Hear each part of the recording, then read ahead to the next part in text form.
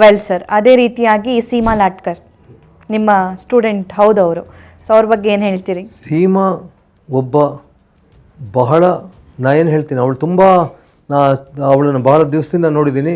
ಒಂದು ಅತ್ಯಂತ ಪ್ರತಿಭಾವಂತ ವಿದ್ಯಾರ್ಥಿನಿ.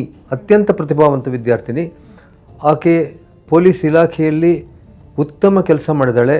ಇವಾಗ ಪೊಲೀಸ್ ಕಮಿಷನರ್ ಮೈಸೂರು ಆಗಿದ್ದಾಳೆ. ಮೈಸೂರಲ್ಲಿ ಒಬ್ಬ ಹೆಣ್ಣು ಮಗಳು ಮೈಸೂರು ಕಮಿಷನರ್ ಆಗ್ತಾರೆ. ಮೈಸೂರು ಒಂದು ಬೆಂಗಳೂರು ಬಿಟ್ಟರೆ ಅದೊಂದು ಬಹಳ ಕಷ್ಟದ ಜಾಗ ಅಂತ ಹೇಳ್ತಾರೆ.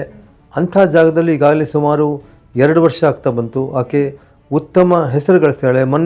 ಮೊನ್ನೆ ಕೂಡ ಒಂದು ಕಲಬುರಗಿ ಒಬ್ಬ ಬಾಲಕಿ ರೇಪ್ ಆಯಿತು ಮೈಸೂರಿನಲ್ಲಿ. ಆ ರೇಪ್ ಆಗಿದ್ದ ಇದರಲ್ಲಿ ಪ್ರಕರಣದಲ್ಲಿ ಆಕೆ ತೆಗೆದುಕೊಂಡ ನಿರ್ಧಾರಗಳು, ಆಕೆ ಎಷ್ಟು ಬೇಗ ಅವರನ್ನು ಪತ್ತೆ ಮಾಡಿದ್ರು, ಅದು ತುಂಬ ಚೆನ್ನಾಗಿ